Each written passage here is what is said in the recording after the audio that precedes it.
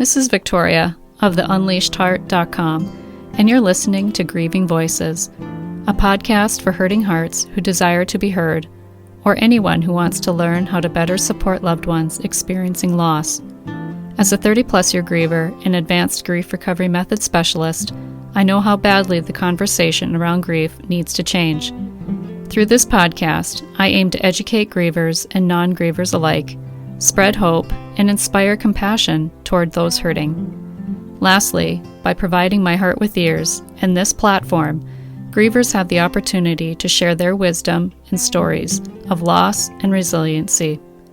How about we talk about grief like we talk about the weather? Let's get started.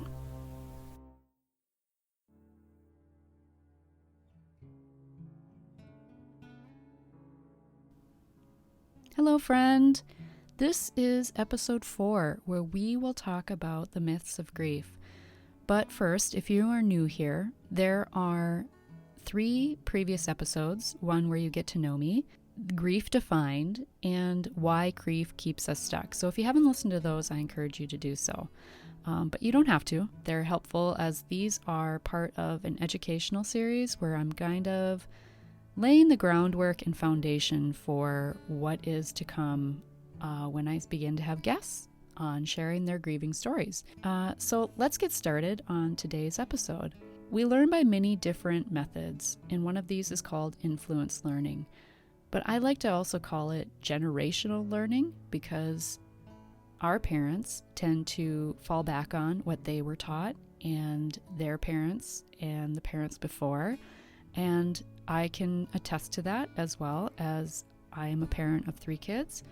And before grief recovery, and before actually diving into my own grief, I did a lot of these things and said a lot of these things that I'm going to share with you today.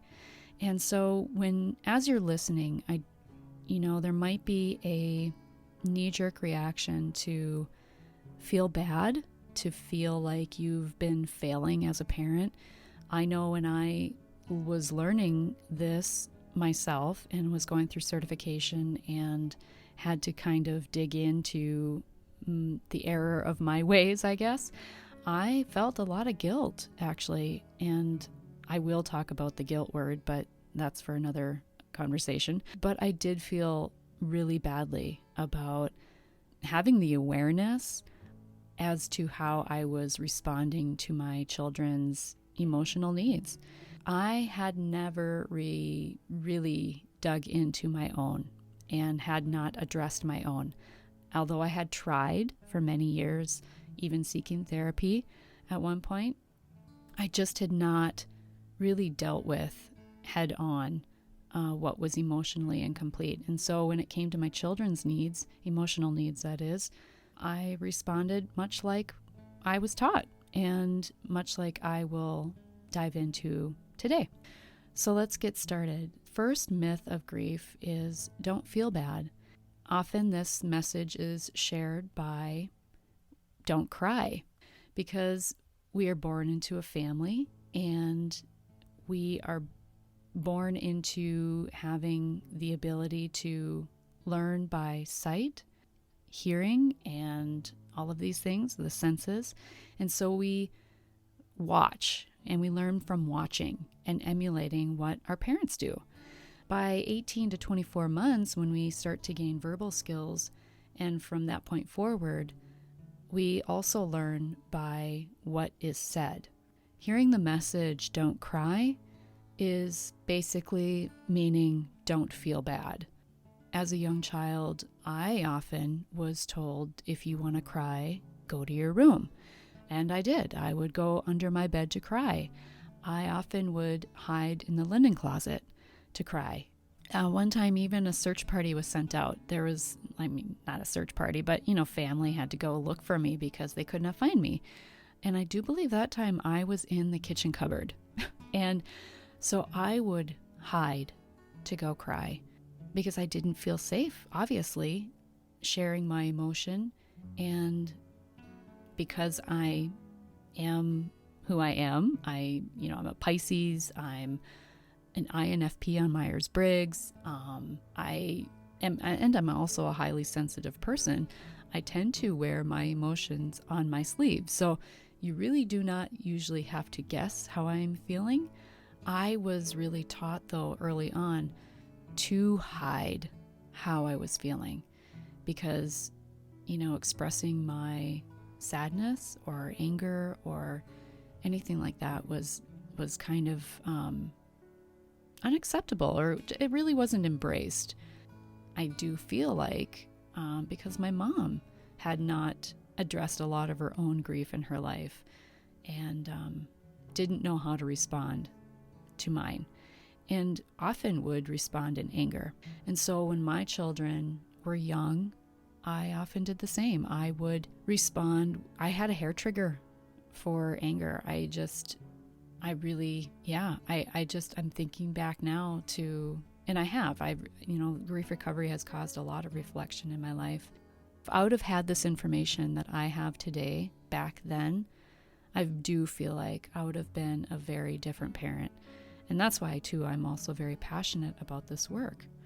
But coming back to the myth of don't feel bad, we then morph into another myth of replacing the loss. Because if we expand on that, let's say, as a child, when my father passed away, he was 44. I was 8. I was the youngest. And my next sibling he was 14 at the time. And so my mom really rather quickly replaced the loss of my father. And that message obviously really has stuck with me because that's what I was seeing. That's what I was learning, just growing up. We lose someone, replace them, right? Replace the loss. And a simple message like this is passed on even just by a child losing a pet. Well, don't feel bad, Victoria. We can get another dog tomorrow, right?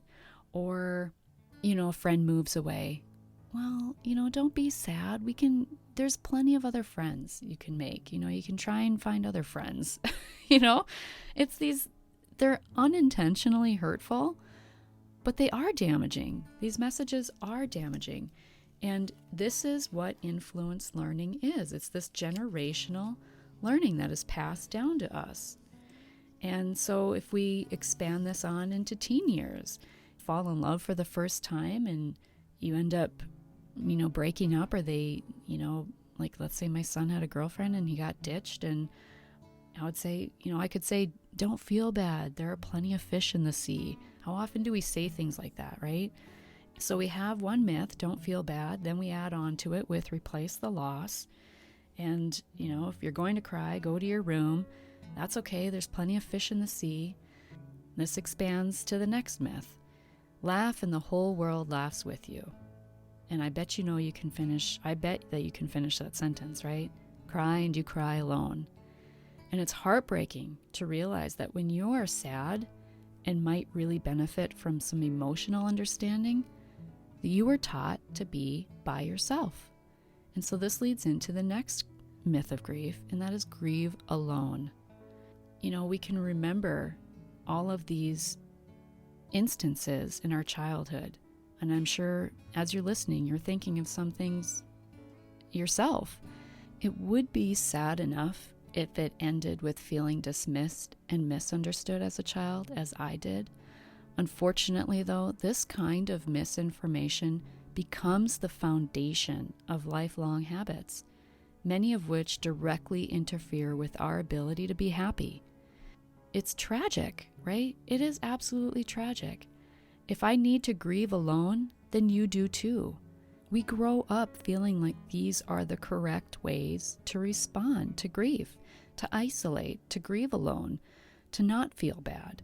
And if I'm growing up believing that this is how you deal with grief, right, then you should too.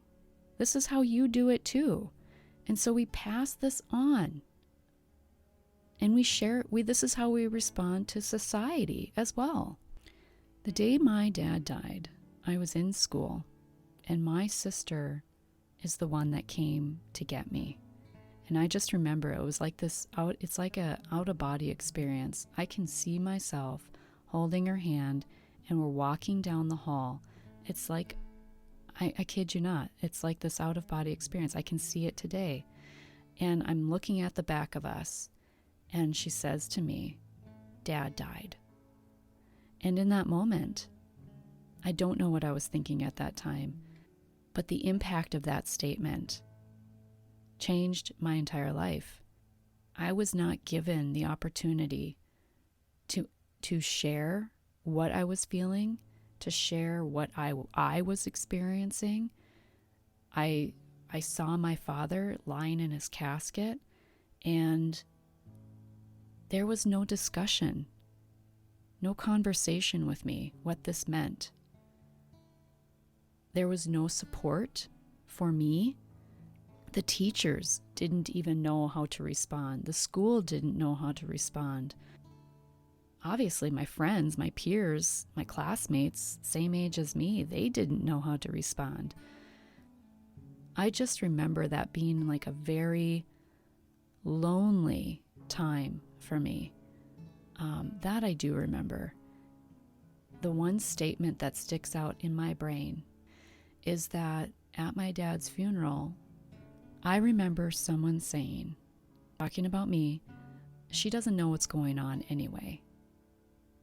I looked at my children at the age of 8, and I thought about that scenario of where I was growing up when I was 8, and that what was going on in my life at that time.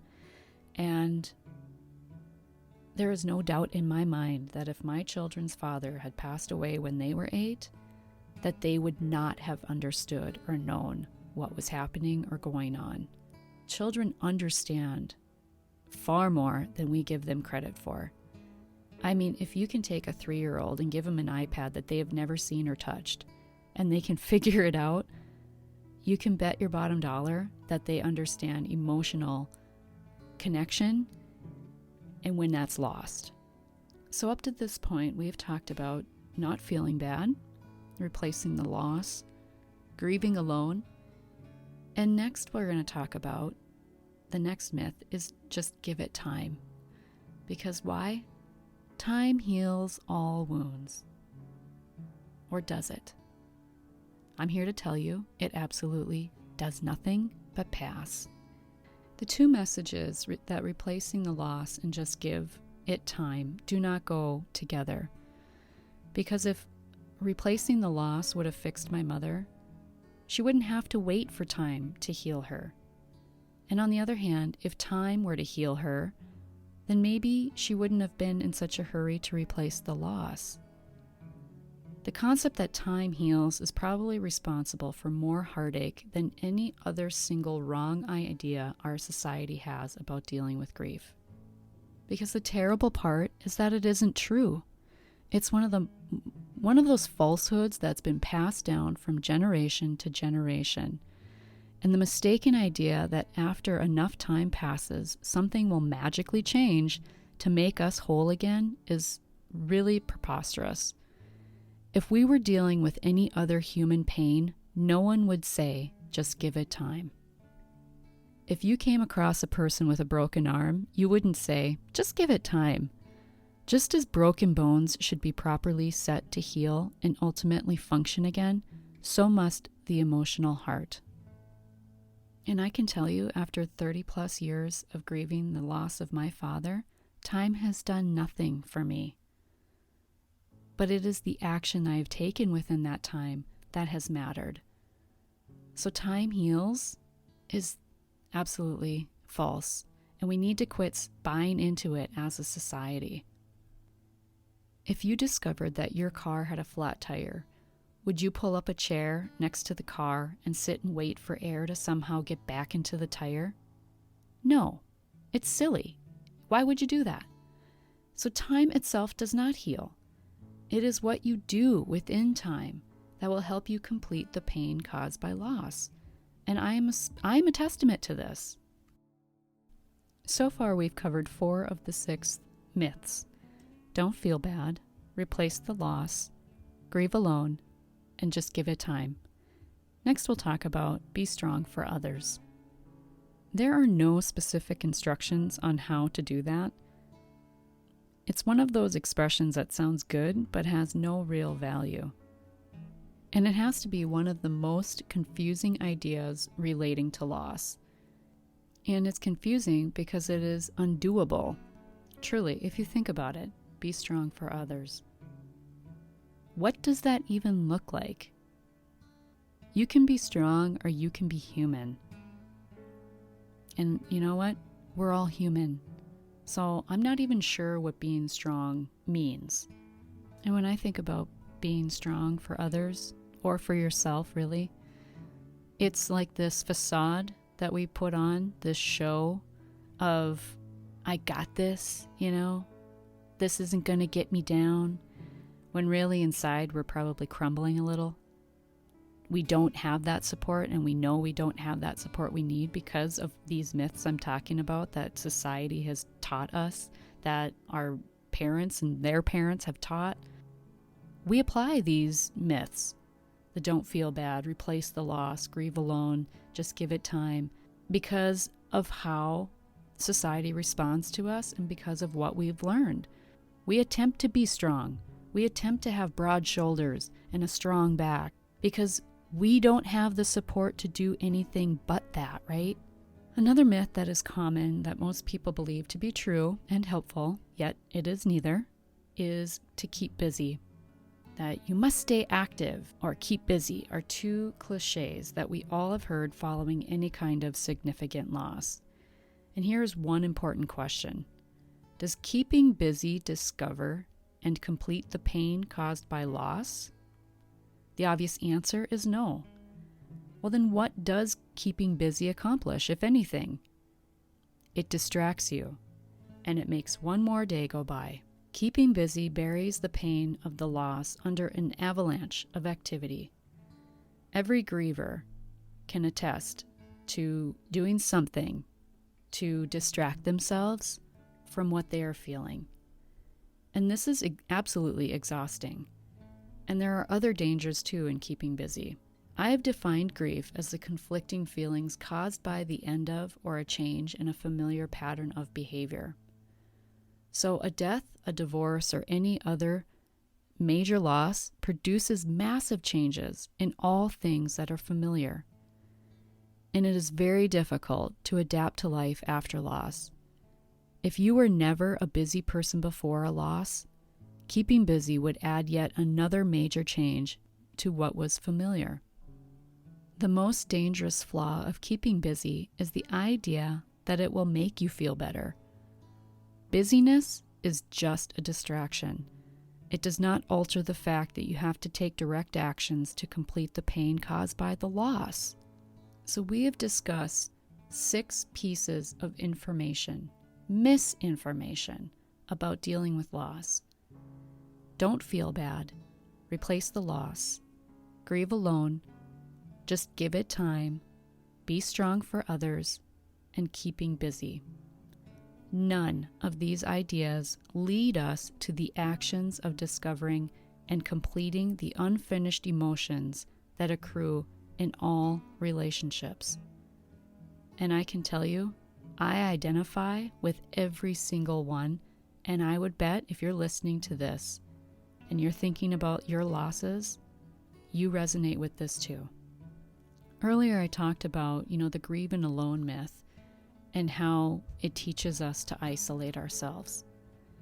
Since isolation is one of the problems confronting grievers in our society, then participation is clearly part of the solution. So I encourage you to participate in your own recovery and suggest that you start right now. Using the list of the 6 incorrect ideas as a guide, see if you can think of any other ideas that you were taught or that influenced your beliefs about dealing with sad, painful, or negative feelings. All of these myths I've shared with you today cause us to have an indifference about our own losses and lead to us pretending to put on an Academy Award recovery front, to pretend that we're happier than we are, to put on a brave smile, to really almost avoid even talking about our loss, because other people have been taught these very same things and reflect to us based on their perspective and their lens of their loss how we should be responding. Either we're grieving too long or not long enough, or talking about it too much or not enough, right? We can never satisfy society in how we express our grief. But when it comes down to it, we are all a little uncomfortable around other people's losses because we are incredibly uncomfortable facing our own. From my heart to yours, thank you for listening. If you like this episode, please share it, because sharing is caring. And until next time, give and share compassion by being a heart with ears. And if you're hurting, know that what you're feeling is normal and natural. Much love, my friend.